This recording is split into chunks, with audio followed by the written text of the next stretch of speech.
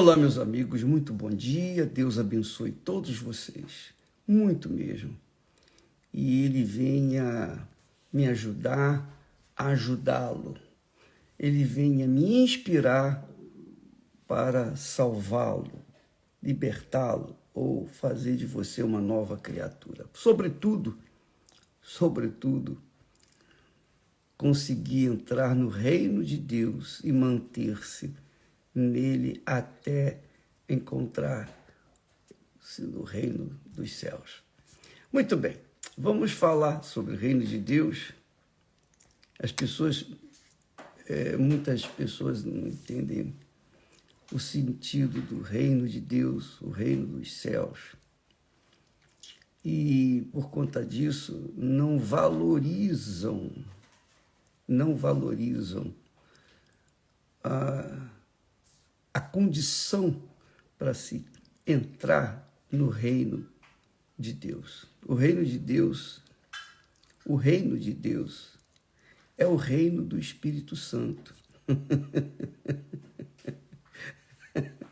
Eu estou rindo assim, pessoal, porque é um gozo que entra dentro de mim. Eu não tenho como exprimir esse gozo com boca fechada, eu tenho que rir, eu tenho que exprimir, eu tenho que colocá-lo para fora.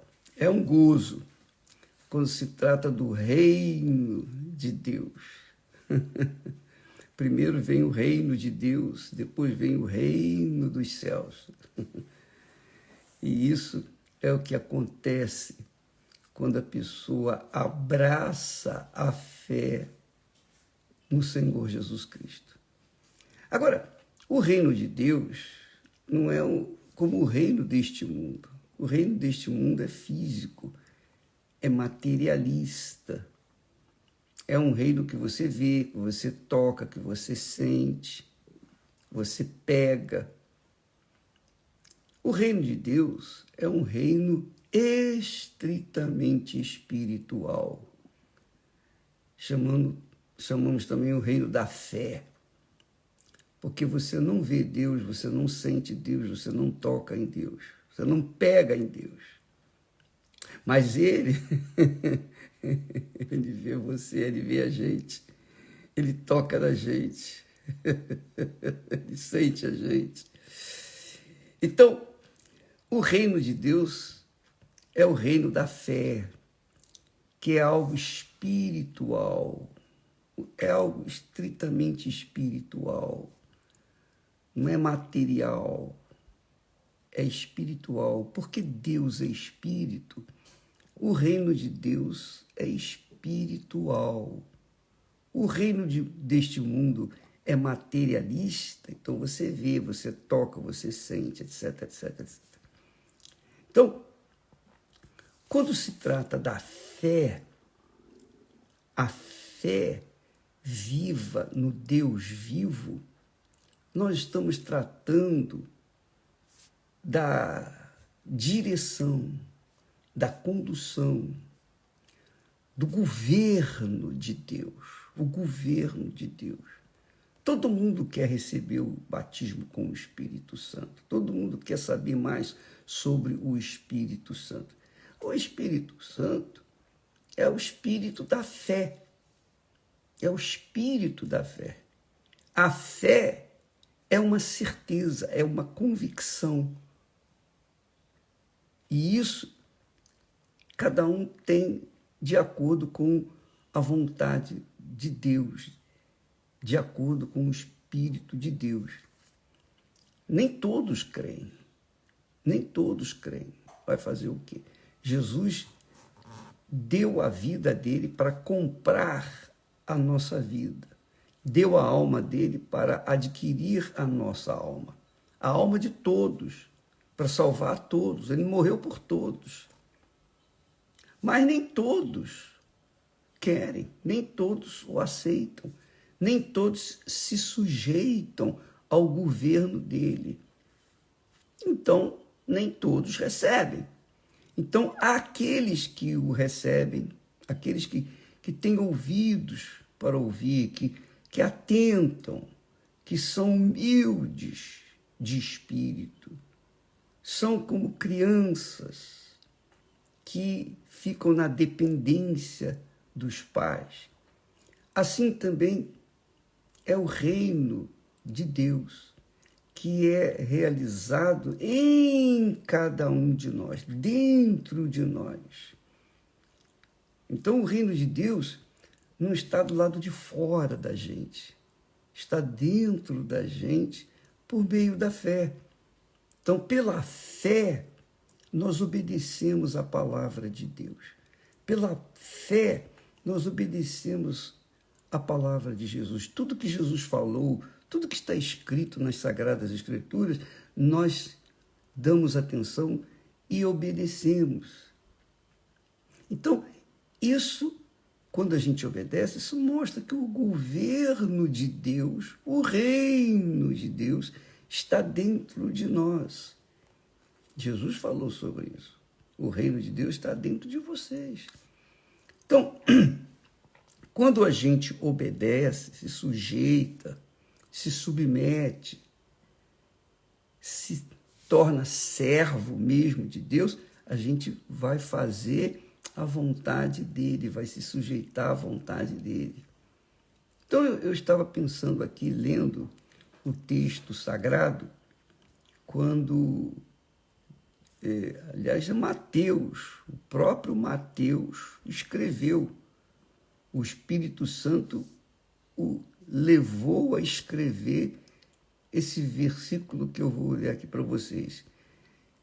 Diz assim: e Jesus, vírgula, passando adiante dali, vírgula, viu assentado na recebedoria, ou seja, na coletoria de impostos, viu assentado na coletoria de impostos um homem chamado Mateus. E disse-lhe, : segue-me. E ele, vírgula, levantando-se, vírgula, o seguiu. O seguiu. Eu estou falando a vírgula, ponto, 2 pontos, para você entender, para você poder compreender de que a palavra de Deus tem que ser lida observando-se a pontuação, porque senão você não vai entendê-la. Então, diz o texto que Jesus, passando ali em frente à coletoria de impostos, ele viu um homem. Ele viu um homem. Como ele vê você, como ele vê a mim, como ele vê todas as pessoas. E o que ele disse para esse homem? Segue-me. Jesus não deu satisfações, não disse para onde ele iria, o que ele iria fazer. Jesus simplesmente falou, segue-me. Só isso. Mais nada. Vem, que eu vou te dar isso, que eu vou te dar aquilo. Não. Vem que você vai ser curado, vem que você vai receber isso. Não. Apenas disse, segue-me.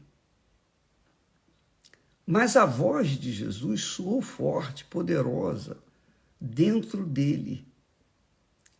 E a resposta foi imediata da parte dele.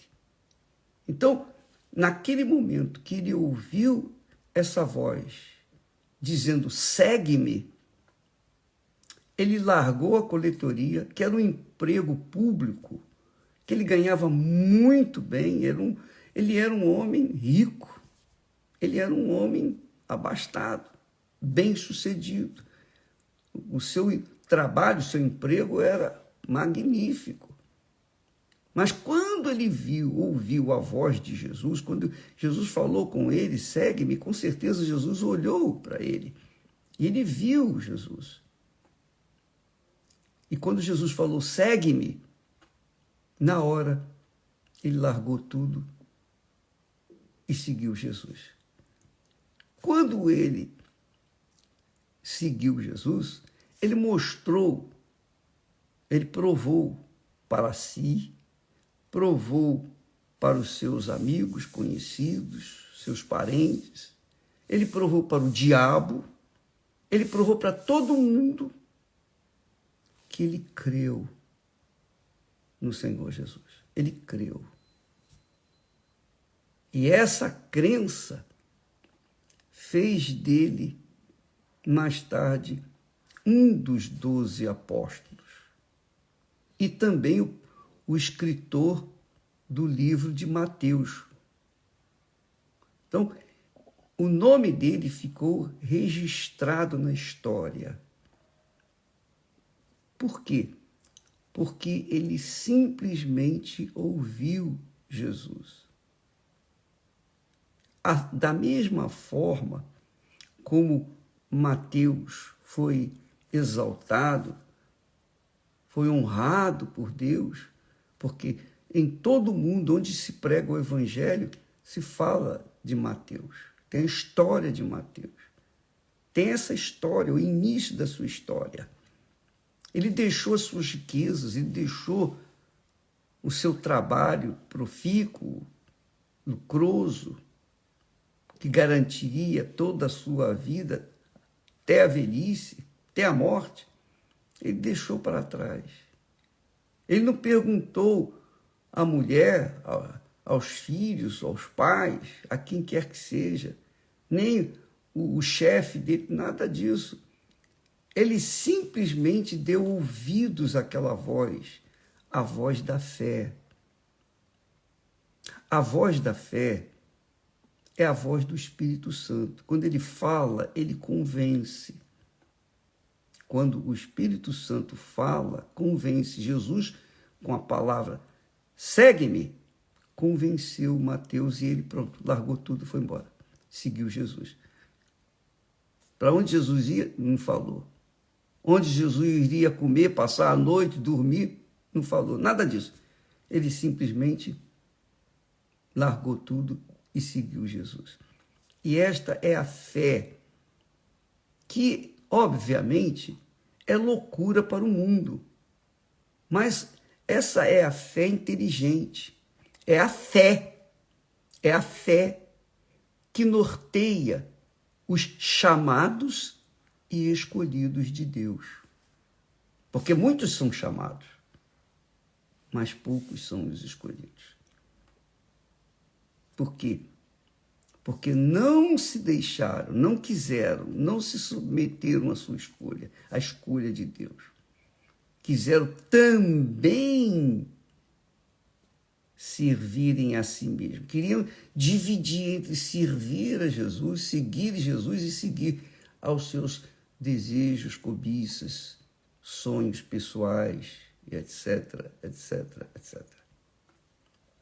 Então, minha amiga, meu amigo, hoje nós, quando falamos de Mateus, nós estamos falando de um homem que manifestou a fé inteligente. Ele pensou, raciocinou, mas na hora, tudo isso como se fosse um raio. Ele seguiu Jesus na hora. Segue-me. E disse Jesus, segue-me. Aí diz o texto, e ele, levantando-se, o seguiu. Pronto. Não diz mais nada. Agora eu fico pensando quantas pessoas perdem o reino de Deus justamente por ficarem pensando também no seu futuro aqui na terra. Mas o Senhor Jesus não veio garantir um futuro aqui na terra, ele veio garantir o futuro na eternidade. Lembra que ele fala, numa das parábolas, ele disse, o reino de Deus, o reino dos céus, é como um homem que, tendo achado um tesouro escondido, esconde o tesouro, volta, vende tudo que tem, desfaz de tudo e compra aquele campo. Foi isso que Mateus fez. Ele imediatamente obedeceu à voz do Senhor Jesus. E por isso ele foi honrado. Ele obedeceu. Também lá em Efésios, Paulo fala que por causa da obediência ao Pai, Jesus foi soberanamente exaltado. Exaltado pelo Pai. O Pai quer honrar você, quer honrar a mim, quer honrar cada um de nós. Mas, antes, nós temos que corresponder, nós temos que obedecer. Foi o que fez Mateus. Essa obediência é uma fé consciente. Você sabe o que está a fazer. Você sabe. E você faz. Claro, nem todos. Porque a fé obediente é loucura para os que se perdem. É loucura. A fé inteligente, racional, a fé de Deus é loucura para aqueles que se perdem. Paulo fala sobre isso. Ele diz que o mundo não conheceu Deus pela sua sabedoria, mas aprove a Deus salvar os que creem pela loucura da pregação. Então, foi loucura que Jesus fez? Foi, Jesus simplesmente o chamou e ele obedeceu, largou o seu belíssimo trabalho lucroso e seguiu Jesus. E não perguntou a B ou C se deveria ou não. Ele simplesmente abriu mão de tudo e seguiu Jesus. Isso é o que tem que acontecer com todas as pessoas que querem ser salvas. Elas têm que abandonar os seus sonhos, abandonar os seus projetos pessoais, porque a partir do momento que você deixa os seus sonhos, seus projetos pessoais, para abraçar a palavra de Deus, obedecer a palavra de Deus, seguir Jesus dia após dia, você vai deixar de servir a si mesma, vai deixar de ser serva de si mesma para servir a Deus. É isso. Então, quando você vê, por exemplo, pastores que começaram bem, mas saíram, deixaram a obra, obreiras, obreiros, ex-convertidos, que deixaram a obra de Deus e seguiram os seus desejos, seus corações, eles não quiseram servir ao Senhor Jesus, eles quiseram servir a si mesmos. Ou então estavam na obra divididos entre servir a Deus e servir a si mesmo. Não dá. Ou você serve a Deus ou você não serve. Ou você serve a Deus ou você serve a si próprio. Mateus servia ao governo de Roma, porque ele estava cobrando impostos dos judeus para Roma. Ele abriu mão de Nero, abriu mão de servir a Nero, de servir Roma, de servir o belo trabalho que ele fazia, lucroso, para servir a Deus. O que Deus iria lhe dar? Isso ficava por conta do próprio Deus. Foi o que Jesus fez. Segue-me. E Mateus o seguiu. E você, minha amiga e meu caro amigo? Você já pensou na sua vida? Você sabe que você pode servir aos seus sonhos, seus projetos pessoais. Você pode perseguir os seus sonhos, seus desejos, seus planos, por um tempo, 2 tempos, mas não por todo o tempo. Um dia você vai morrer, você sabe disso. Todos nós vamos morrer. Todos nós vamos morrer. Mas cabe aqui na Terra você fazer escolha entre desejar, querer servir a si mesmo ou servir a Deus. Se você quer seguir Jesus, se você quer segui-lo, você tem que deixar de seguir os seus próprios sonhos. Não tente, presta atenção, eu vou falar para vocês. Vou chegar assim, até um pouquinho mais perto de vocês. Desculpa. Não tente servir a si mesmo e a Deus. Não faça isso. Não vai dar certo. Você vai ficar confuso. Vai chegar um momento que você vai passar por um momento difícil, um batismo de fogo, e você não vai resistir. E aí vai ser pior a sua queda. Você não quer seguir? Tá bom, não quer. Você escolheu, tudo bem. Mas se você quiser segui-lo, esquece de si mesmo, dos seus sonhos, dos seus projetos, de tudo, 100%. É o casamento, né? O casamento é assim.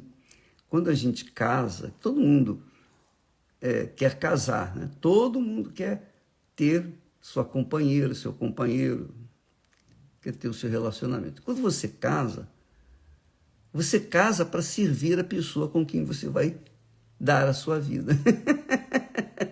Se você casa pensando em tirar proveito da pessoa com quem você casou, você vai se dar mal. Porque ela também está casando com você para te servir. Mas se ela pensa tirar proveito da sua companhia, ela vai se dar mal. A gente casa querendo servir a pessoa que a gente casou. Então, nisso existe a fé e o amor, né? O amor, o verdadeiro amor, faz a gente negar a nós mesmos para se ligar com uma pessoa que vamos viver o resto da vida. Esse é o sentido do casamento. O casamento, o matrimônio, a aliança que nós fazemos um com o outro, é para toda a vida, neste mundo. Depois, lá no céu, é só ao Senhor Jesus. É aliança com Deus que nós estaremos servindo por toda a eternidade. Então, você que está me assistindo nesse momento, você gosta de uma pessoa, então não se esqueça, você vai dar a sua vida para essa pessoa, você vai entregar a sua vida para essa pessoa para servi-la e vice-versa. No fundo é isso. No fundo é isso aí. Se você casa pensando em tirar proveito da pessoa com quem você casou, você vai se arrebentar. Você casa querendo servir, quer dizer, dar, fazer o melhor para a pessoa com quem você se casou. Assim também é com Jesus. Quando a gente entrega a vida para Ele, é para servi-lo pelo resto da vida e por toda a eternidade. Então, quando uma pessoa pensa dessa forma, pensa de acordo com a palavra de Deus, não é de acordo comigo, mas de acordo com a palavra de Deus, ela vai ser feliz. Então, por exemplo, quando nós nos casamos, Esther e eu tinha o objetivo de servir a Deus. Eu precisava de uma, o quê? Auxiliadora. Foi que Deus prometeu. Uma auxiliadora. Não é bom que o homem esteja só. Far-lhe-ei uma auxiliadora. Essa palavra auxiliadora, auxiliar, é a mesma palavra de onde vem o Espírito Santo. O Espírito Santo é o auxiliador que nos conduz por toda a eternidade. E se a gente blasfema contra o Espírito Santo, então a gente ofende o único que pode nos auxiliar a alcançar a eternidade. Então não há perdão, porque a pessoa rejeita, recusa. Então, amiga e amigo, para a gente viver a vida que Deus prometeu, a gente tem que segui-lo, servi-lo, fazer o melhor para ele. E fazendo o melhor para Deus, você vai fazer o melhor para a pessoa com quem você vive, com o seu marido, a sua esposa. Você vai servir. Não é isso que está escrito? O primeiro mandamento é o quê? Amarás o Senhor teu Deus de todo o teu coração, de toda a tua alma, com todas as tuas forças. Ele será o primeiro. E em seguida diz, o segundo mandamento, amarás o teu próximo como a ti mesmo. Quem é o nosso próximo? É o marido, é a esposa. Esse é o mais próximo, com quem a gente dorme. Não é a mamãe, nem é o papai, mas é a esposa, é o marido. Então, quando Jesus chamou Mateus, foi para isso. Ó, Mateus, vem, siga-me. E ele largou tudo e seguiu Jesus.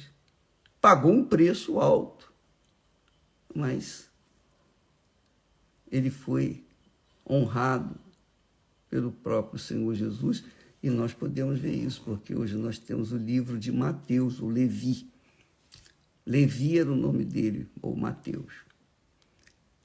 Então, amiga e amigo, a fé é loucura para os que se perdem, assim como também o amor. O amor é loucura para quem verdadeiramente ama, porque quando a gente ama, a gente se entrega à pessoa que nós amamos. A gente se dá, a gente serve a pessoa que amamos, amando-a, levando-a a sentir-se bem ou fazendo bem para aquela pessoa. É o casamento. E com Deus não é diferente. Então, assim como há a loucura da fé, existe a loucura do amor. Mas o amor que vem da fé, não o amor que vem do coração, porque esse amor do coração é fingido, é enganador, é hipócrita, é o amor que o mundo oferece. É um amor falso, não tem nada a ver do amor que vem da fé. O amor que vem da fé, a pessoa sacrifica pela pessoa amada. O amor que vem do coração, às vezes a pessoa mata cruelmente a pessoa que ela dizia que amava. Esse é o amor que vem do coração, o amor enganador. Mas o amor que vem da fé, esse é eterno. Graças a Deus. E Jesus, passando adiante dali, viu assentado na coletoria um homem chamado Mateus. E disse-lhe, segue-me, só isso, mais nada. E Mateus, levantando-se, o seguiu. Largou tudo para trás e foi. Quisera eu que as pessoas, que todos fossem como Mateus, abrissem mão de si mesmos, de servirem a si mesmos, suas vaidades, seus desejos, suas cobiças, suas pretensões, para servirem ao Senhor Jesus. Que Deus abençoe a todos vocês. Estaremos falando mais a respeito amanhã sobre a loucura da fé.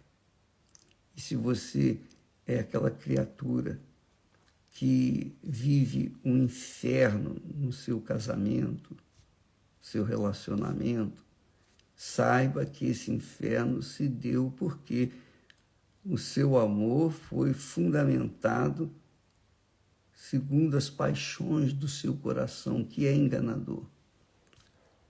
Mas se você colocar o amor sujeito ao Espírito da fé, que é o Espírito Santo, que é o Espírito do amor, então você vai ter um amor inteligente e vai ter uma vida compartilhada com inteligência e sabedoria e, obviamente, feliz.